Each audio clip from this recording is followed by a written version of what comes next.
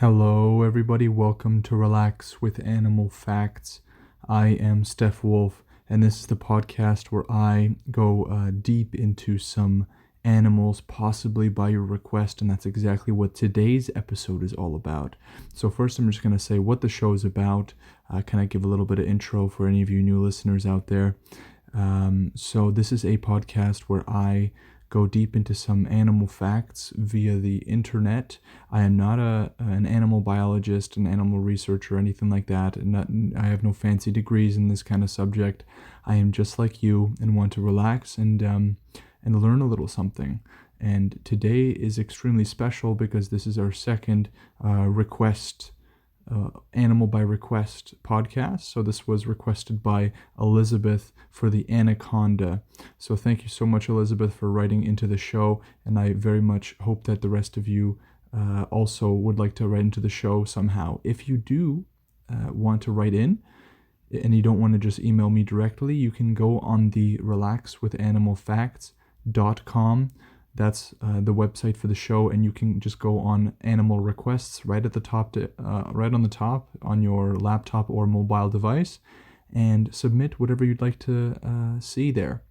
So I love this kind of engagement with you guys. So thank you very much for anyone who has written in already. I am working on implementing whatever you guys send in, or trying to do my best. So if you send in a very niche animal, it is possible that I won't be able to do it because of a lack of research material.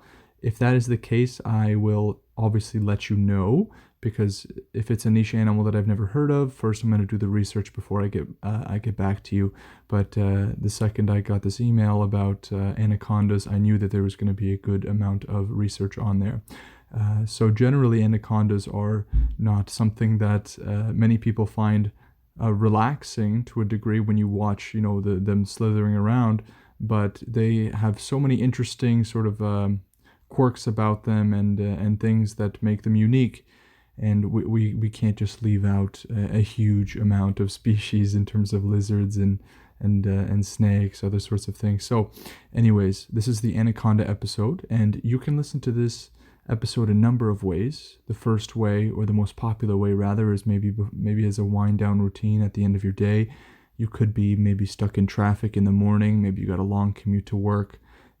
Anything like that is all encouraged. How you listen to the show is completely up to you.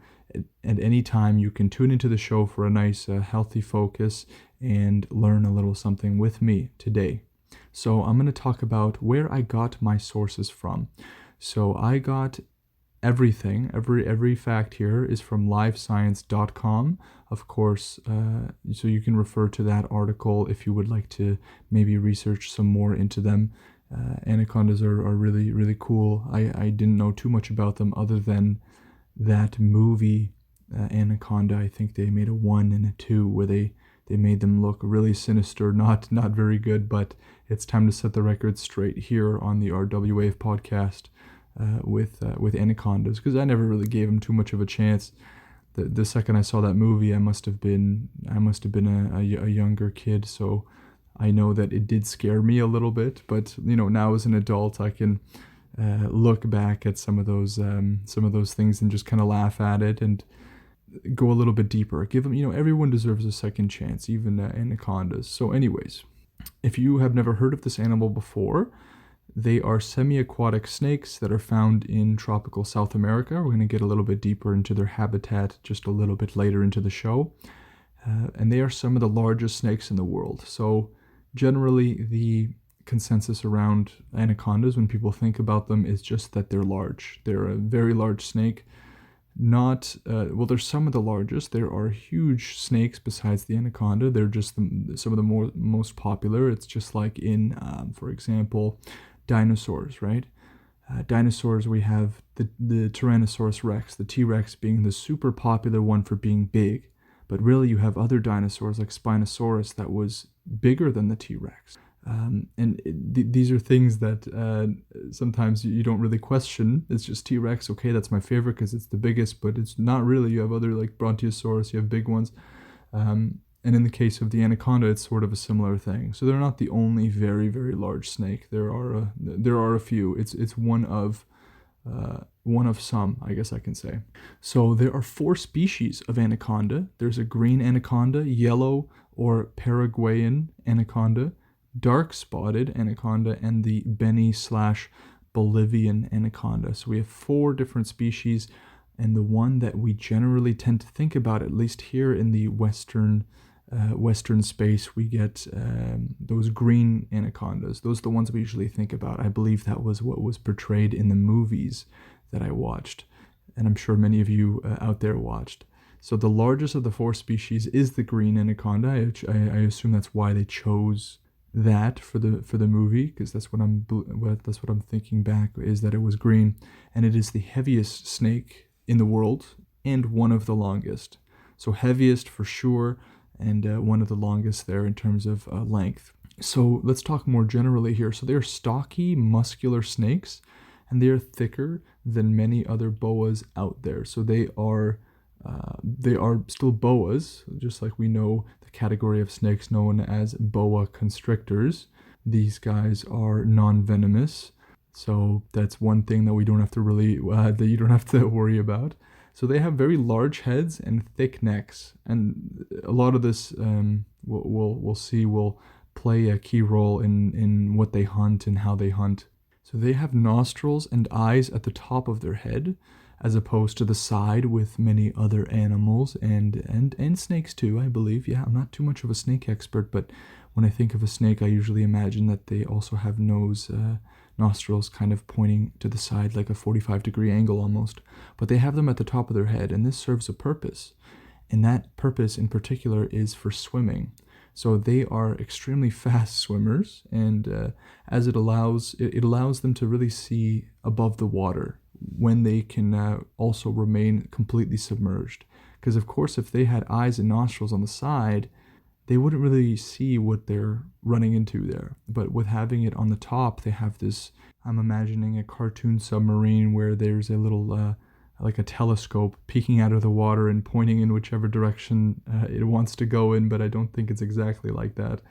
So it serves an evolutionary purpose, an adaptation for having those eyes at the top and nostrils at the top rather than on the side like most other snakes. They have a long black stripe, so if you want to discern snakes from each other, or if you see a really long snake, they have a long black stripe that goes from the eye to the jaw, so you can, I guess, discern. I mean, I hope you're not that close to be able to discern, but maybe any anacondas in captivity or something like that, then you can get a little bit of a closer look and it's still safe.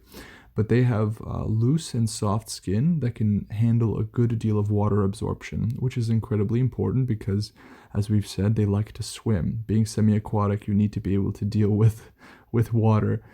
And they have small, smooth scales that grow larger towards the posterior end of their bodies. That's just a cool fact. But they have spurs on their scales, and if you guys don't know what spurs are, so in their case, they have it near their cloacal region. Bony protuberances are pretty much what spurs are. It's kind of a excessive. I wouldn't say excessive, but there's more prominent bone growth in one area. And in the case of anacondas, they do have those specifically near their cloacal region. And for those of you out there that don't know what a cloaca is, invertebrates, it's a common chamber and outlet into which the intestinal, urinary, and genital tracts open. So it's present in amphibians, reptiles, birds, a bunch of those. And we don't have it. It's not present in really placental mammals or anything like that, or even in most bony fish. But these anacondas have it, and that's where that bony protuberance is. So don't worry, us humans do not have a cloaca or bony spurs going anywhere near, I guess, if that where that would be in humans. But let's get back on track here. The females are larger and longer than males. So that is a really interesting thing, because if you think about it, the first thing, I mean, I think every single animal that we've covered already on the show, the females are larger and longer than males. I think that I believe in almost all of the animals that we've covered, the males are larger than the females, and that's the general sort of trend that is present in nature, naturally, I guess you could say. But in the case of these snakes, the females are bigger, and that's counterintuitive for the most part. But I'm not exactly sure why. I assume it didn't really say why, but I'm assuming that it has something to do with birth. Maybe there's something to having an adaptation to be close to even 5 feet larger than males. We'll go into the size right now specifically. So their coloration and size depends on the species. They have spotted green, yellow, and brown color palettes that will allow them to blend in with tropical rivers and rainforests. So we have this sense of camouflage, and anacondas rely heavily on camouflage for hunting. So of course, when you have this green, yellow, brown color, these are prominent colors that are present in tropical rivers and rainforests. And because they are non-venomous, they have to really, really rely on the stealth aspect to be able to get their prey in a position where they can't just run away, where they can do what they do best. And I guess what they do best is constrict with their prey. So the largest verified length of an anaconda is 29 or 30 feet. So 30 feet in length that is very, very long. But there were claims for 50 feet. There were claims from 50 to 100 feet. So 100-foot long anaconda, there is absolutely nothing scientifically, empirically, that has been measured or found to be that length. These are claims of people that have that said they saw it in the forest or wherever they were. But we have to take into account that they don't have a picture. They were, of course, I imagine, afraid, because when you see a huge snake, it's more of a biological thing for the most of us, biological thing to be like, okay, get me out of here. Of course, here where we're on the podcast and I'm just talking to you in this safe environment, you don't have to worry about anacondas. But we have to factor in when people make statements like this, that 100 feet, when the last verified measurement was 30, that there was a psychological factor in terms of fear, right? That overemphasis or an exaggeration of what they saw. And it's not their fault. I think anybody or the majority of us would be afraid in their situation. So anyways, it is hard to properly measure a captive anaconda's length. Of course, we're talking about captive anacondas. No one's going out there into the forest, at least I hope not, up to a wild anaconda and trying to pull out their little ruler and see what they get. So in captivity, it is hard, of course, to get them to uncoil or to completely stretch out and lengthen out. Not only is this kind of course, a difficult thing to do, but you don't really want to do it as well, because there's a chance of injury for the snake. They don't, although they are just one long line, technically, stretching them out can be a challenge, and it's not exactly the best and healthiest thing for them to do. So the majority of it is estimates or coming from dead skin that has been recollected after the snakes perish there. So the average size of a female anaconda is around 15 feet, and the average size of males is around 9 feet. So we're talking a significant difference. Not exactly half, but a 6-foot difference. You're talking not an average, but a decently tall human person, right? So that is a long snake. But it's interesting that we have this, I believe it's referred to as dimorphism, when you have the male and the female being different in this way, where the female is larger than the male. It doesn't happen very often. The estimates of how much they weigh tops out at around 550 pounds. For any of you listeners out there in kilograms, we're talking about 250 kilograms. So that is very heavy, but that's the top end of the scale. If we're looking at an average, we're looking at 100 to 150 pounds, 45 and 68 kilograms. This is interesting to me, how they can have a top out weight of 550 pounds and have the average at 100 to 150. To me, I'm a little bit skeptical. That sounds as if somebody just kind of messed up a measurement. I could be wrong, but that sounds a little bit ridiculous. That, I understand that there's exceptions to everything, and there's going to be large males, large individuals in the population. It's just hard to believe for me that they have a top out weight of 400 pounds more than the average. It sounds a little bit ludicrous to me, but let's move on. It's important to be skeptical, guys. Even though I love animal facts, sometimes you gotta ask questions, and I want you guys to ask questions to yourselves and be, because it's clear you're passionate about animals because you're listening here on the show. So we'll talk a little bit more specific about each anaconda there. So the four. So the yellow anacondas have yellow, of course, golden tan or yellow green coloring, with black or dark brown blotches, spots, streaks, and dorsal bands on them. And each snake has a unique pattern of yellow and black scales on the bottom of its tail. And the average length is about 9 feet when you're talking about the yellow anaconda specifically. And the next one is the Beni/Bolivian anaconda. And not much is known about these guys. They were long considered to be a hybrid of yellow and green anacondas.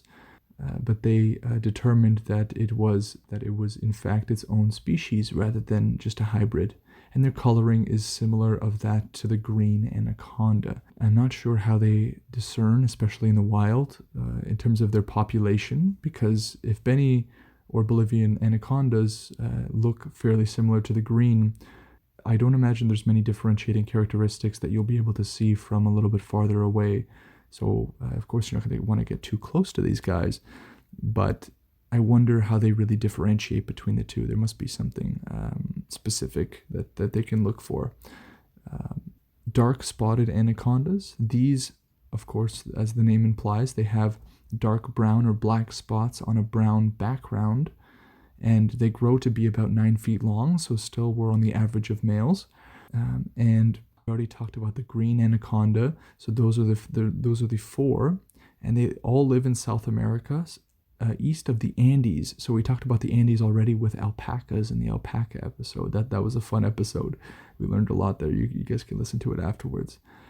And green anacondas are found in the Brazilian Amazon basin, the Orinoco basin, Colombia, Ecuador, Peru, Venezuela, Bolivia, Trinidad, and the Guianas. I want to say that's how you pronounce that. I probably butchered that, but they're found in a bunch of places as we can see there, and they thrive in the heat, the humidity, and the dense foliage of the rainforest. So thriving is in their environment means that they're extremely suited, right? They're suited for where they are. They can camouflage. We'll talk about their prey in just 1 second there. It's really cool how versatile they are when it comes to prey, and how large they can actually go. So most of them are active in the early evening and at night. We're talking about their behavior here. So because they are large, I imagine that they move very fast on land, but they are not that quick on land in comparison to how they move in the water, at least. They are amazingly fast swimmers, which plays an important role for them, not only for a sense of a camouflage, especially when it's late at night. The water, they're going to be completely invisible, almost completely invisible. But they are very, very fast in the water, just so that's a quick fact there. And they are solitary snakes, and they have their own territories, sort of like home ranges, like we saw in the koala episode and some other episodes. So they are non-venomous, as we talked about, and they are constrictors. So I'm not going to go too deep into constriction and how it works. This is something that a lot of people know, but constriction is their main form of getting prey and of getting food. So the smaller anacondas will eat lizards, rodents, and fish, but the adults can eat caiman. They can eat capybara or capybara. Let's say capybara. If you're not sure what capybara are, they are the world's largest rodent. They are huge. I've seen them at the zoo before. They are very, very big. So when I say, like, I've seen some big rats in my lifetime, but not as large as the world's largest rodent, which is the capybara, and they are a prime sort of guest on this episode, on another episode. They will even eat a jaguar. So we covered the jaguar on the show, and a snake is able to eat a jaguar if it can or if it has to, right? And female anacondas will sometimes even eat the males. So the whole female eating the male scenario there happens in a variety of species. I think it happens mostly in insects rather than in any other sort of, not family, but in another class of animals, you can say. So in many insects and arachnids specifically, the female will eat the male, and that's just an evolutionary sort of thing. I would imagine that the males would kind of want to run away, but maybe they know that that's what they have to do. But anyways, they swallow their prey whole. So this is a well-known fact about snakes, is that obviously they don't chew like we do. They don't have that sort of mechanical digestion process. But they will swallow their prey whole, and they can do this because they have a large unfused ligament on each side of their mandibles, and they have these mobile joints in their jaws that will allow them to open their jaws super, super wide and get around, some of the largest prey that there is. And they don't have a sternum, and they have this stretchy skin that can be used to accommodate to whatever it is that it puts down its gullet there. So it can take in a lot of, or a large animal, hence why they will sometimes even eat jaguars. And as we explained on the jaguar episode, they're not exactly small cats, they are large animals. And they are apex predators. So I'm sure you've heard this before with certain species, but what apex means, if you never wondered, it is the animal that is at the top of its food chain. So there's nothing above it. And the apex lives comfortably because it doesn't really have to worry about that much. However, because they're apex predators, there's always a chance of them being injured either from the same species or from the prey that it's trying to get. And in the case of the anaconda, for example, if it tries to go for a jaguar, the jaguar could give it a really rough time, and it could injure the anaconda or even kill it as a byproduct of their little scrap or fight that they would have.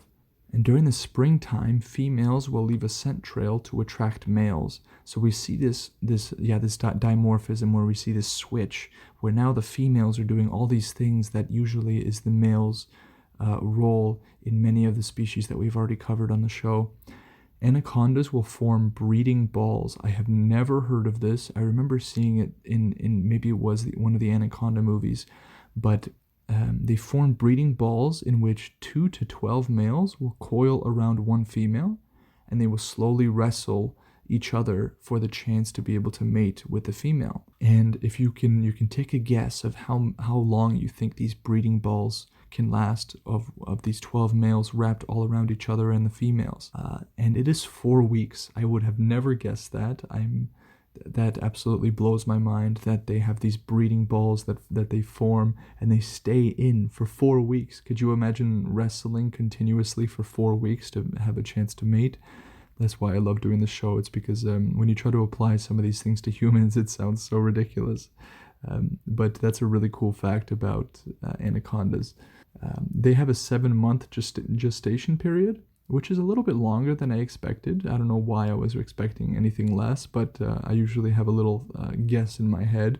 Gestation period is a fairly long time, I guess, in comparison to some of the other animals that we've covered. Females typically have around 29 babies, so really high number of offspring. though the number is fewer for smaller anacondas and higher for larger ones. That just follows sort of an intuitive thing.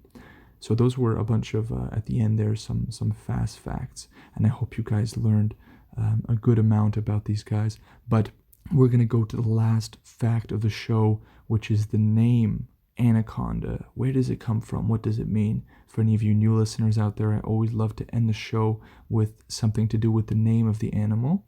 And so Anaconda is the common name for the genus, oh gosh, I'm going to butcher this, Eunyctus, which is a genus of boa, and Eunyctus means good swimmer in Greek. So, of course, this is appropriate for anacondas. Almost always the name has some significance, and in this case, they do prefer swimming to land when it comes to locomotion, or whatever you'd like to call it, how they move.